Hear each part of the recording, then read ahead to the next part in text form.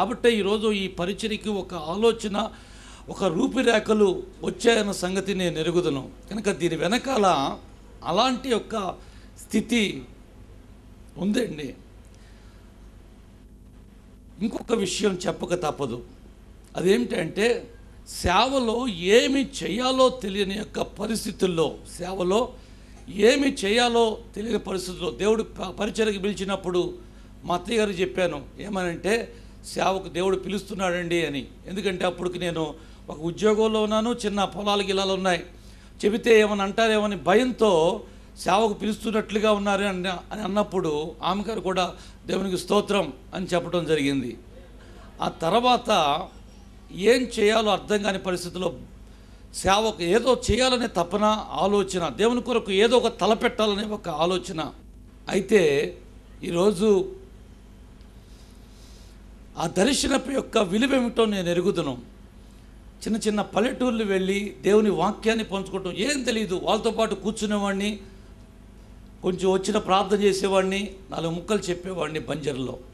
అలాంటి యొక్క కోణములో దేవుడు పరిచర్యను ఈరోజు ఒక ఆకారం తీసుకొచ్చాడండి. దేవునికి స్తోత్రం కలుగునుగాక. హల్లెలూయా, హల్లెలూయా. ఒకరి కొరకు, ఇద్దరు కొరకు కూర్చున్న యొక్క జీవితం ఈరోజు 100 మంది దగ్గర నిలబడటానికి అవకాశం వచ్చింది. ఇంకొక సత్యం, ఒక విషయం తెలియచేయాలని ఒక ఆలోచన, ఆరాటం నాకుంది. అదేమిటంటే, ఈరోజు రవీంద్ర డానీ అనేవాడికి గుర్తింపు ఉంది, విలువ ఉంది, గౌరవం ఉంది. అది నేను ఎరుగుదును. అది ప్రభు వల్ల నాకు దొరికింది. అయితే సేవ, ఈరోజు నన్ను ఇష్టపడేవాళ్ళు చాలామంది ఉండొచ్చు, కానీ సేవలో ఏ అడుగు ఎటేయాలో తెలియని పరిస్థితుల్లో దైవజనులు పిటి వర్గీస్ గారి దగ్గరికి నేను వెళ్ళినప్పుడు, ఆ రోజు ఆయన గారు నాకు ఇచ్చిన ఒక చిన్న అవకాశం, ఆ వెన్నుతట్టిన తీరు ఈరోజు నాకు ఈ ఆకారం వచ్చిందండి. నా సేవా పరిచయంలో ఏమీ తెలియనప్పుడు ఆయన మార్గదర్శిగా ఉంటూ, మీరు చేయండి, నేను మీ వెనకాల ఉంటాను అని జస్ట్ అట్లా తట్టిన సందర్భాలు ఉన్నాయండి. ఈరోజు నేను అందరికీ తెలుసు, కానీ ఆ దినాలలో నన్ను ప్రోత్సహించిన వారు ఒకే ఒక ఆయన ఉన్నారు. ఆయన పిటి వర్గీస్ గారు అని నేను చెప్పక తప్పదండి. అది నాకు ఒక ఆకారం ఏర్పడింది, నాకు ఒక స్థాయి ఏర్పడింది, నాకు ఒక స్థితి ఏర్పడింది. ఆయనలో ఉన్న యొక్క విశ్వాసపు యొక్క తీరు నాకు ఒక బాటేసింది. అది ఇంత ఆకారాన్ని తీసుకొచ్చింది. దేవునికి స్తోత్రం కలుగునుగాక. హల్లెలూయా. నేను ఎక్కడున్నా, ఎప్పుడున్నా సరే, ఇంత కూడా ఎవరితో కూడా పంచుకున్నాను, విక్టర్ పాల్ గారితో అనుకుంటాను. ఆ రోజు నన్ను వెన్నుతట్టడం, ఆ రోజు నన్ను ప్రోత్సహించటం, ఏమీ అవకాశం లేని టైంలో కూడా కానుక కూడా తీసుకోకుండా వెళ్ళిన సందర్భాలు నా దగ్గర ఉన్నాయండి. కనుక నిజంగా ఆ రోజు కనుక వెన్ను తట్టే తీరు కనుక లేకపోతే కనుక ఈరోజు నాకు ఈ ఆకారం వచ్చేది కాదు. అందుకు నిండు వందనాలు నేను తెలియజేస్తున్నాను ఆయన గారికి.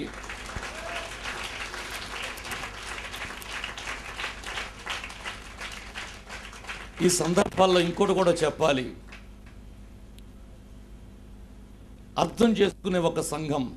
ఈరోజు సంఘాల్లో రకరకాల ప్రాబ్లమ్స్ ఉంటాయి, కానీ నేను వేదిక మీద నుండి చెబుతున్నాను, నా సంఘంలో ఏ ప్రాబ్లమ్స్ లేవు.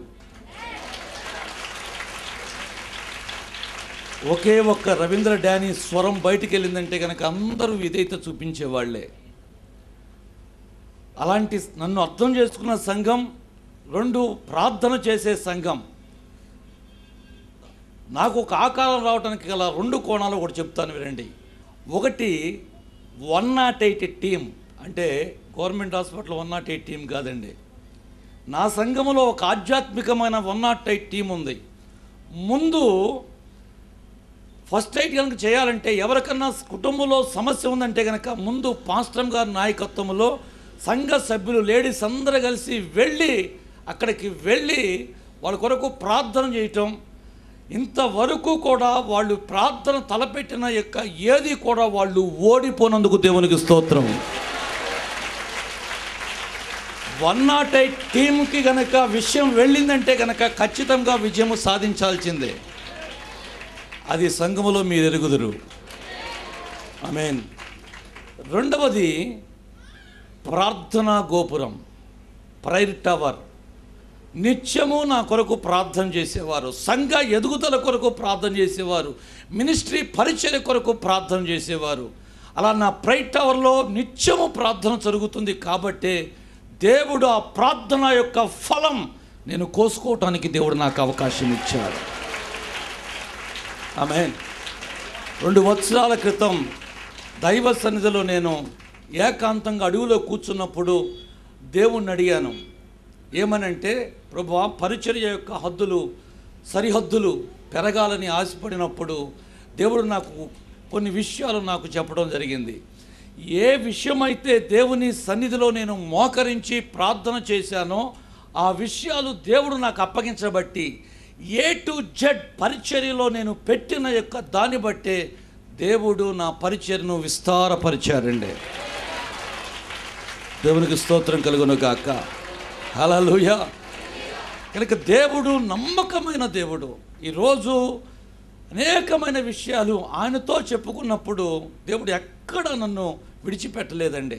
చాలామంది అనొచ్చు, పోయిన సంవత్సరం ఇదే రోజు కందిమండల వారి బంజర్లో ఆ యొక్క ప్రార్థన చర్చి ఓపెన్ చేశాం. మరలా ఇదే సంవత్సరం ఇదే డేట్న మరలా చర్చి మరలా తిరుగుల్లో డెడికేట్ చేయటం అనేది జరిగింది. అయితే ఒక సత్యం చెప్పాలి. అదేమిటంటే, చర్చిలు కట్టే విషయంలో నా ప్రమేయం ఏదీ లేదు. నేను ఓన్లీ ప్లానర్ మాత్రమే. నాకు ఏమీ సంబంధం లేదు. ఈ చర్చి ఇలా కట్టండి అని మ్యాప్ మాత్రమే. అక్కడైనా ఇక్కడైనా నేను కేవలం ఒక షాపుకి వెళ్ళి కూడా ఇది ఎంత, ఇది ఏమిటి అనేది కూడా నాకు తెలియదు. ఇది చేయండి అని చెప్పడం మాత్రమే నాకు తెలుసు. సంఘం అలాగా లోబడి స్థాయి భేదాలు మరిచి సంఘము కొరకు వారి యొక్క విలువైన జీవితాలు పెట్టారు. సంఘమును చూసి నేను అతిశయించడానికి ఏదైనా ఉన్నది అంటే కనుక నాకు సేవలో ఏ ప్రమేయం ఉండదండి. కేవలం మెసేజ్ దగ్గర మాత్రమే నేను ఉంచుంటాను, ప్రార్థనలో ఉంటాను. మిగతాది అప్పగించిన పని నాకు ఏం జరుగుతుందో నన్ను అడగమాకండి, నాకు తెలియదు కూడా. ఇక్కడ ఏం జరుగుతుందో కూడా నాకు తెలియదు. మీరెంతో నేను అంతే ఇక్కడ. దేవునికి స్తోత్రం. అలాగూ నన్ను సంఘం అంటి పెట్టుకొని ముందు కాబట్టే ఈ విజయానికి కారణమైంది. కనుక మీ వ్యక్తిగత యొక్క జీవితాల్లో నన్ను కూడా ఒక జ్ఞాపకం చేసుకోండి. ఈరోజు ఒక విషయం చెబుతున్నాను. నేను ఈరోజే సేవకు వచ్చాను. ఈరోజే సేవకు వచ్చాను. ఇంత చేయవలసిన యొక్క పని ఎంతో ఉందన్న సంగతి నేను ఎరుగుదును. దేవుడు ఈ చిన్న పరిచర్య కొరకు నన్ను పిలవలేదన్న సంగతి నేను ఎరుగుదును. నా దర్శనం ఇది కాదు, ఒక దర్శనపు యొక్క మెట్టు మాత్రమే ఇది. అది నేను ఎరుగుదును. దేవుడు విశ్వసించి తిని గనక మాట్లాడి తిని. ఆమేన్, ఆమేన్. కాబట్టి దైవ సేవకులందరం ప్రతి వారు కూడా వచ్చి దయచేసి నిలబడదాము.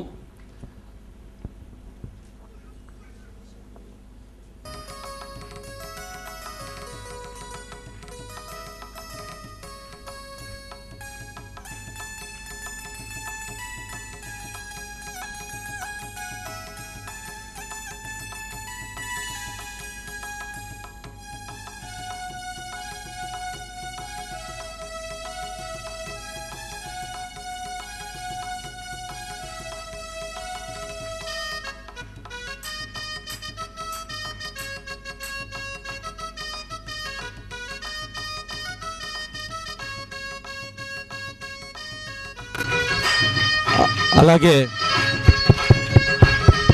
Praise the lord. అలాగే పాస్టర్ గారు వచ్చి విన్సీ గారిని సన్మానించగా దైవ సందులో ముందుకు కొనసాగుదాం.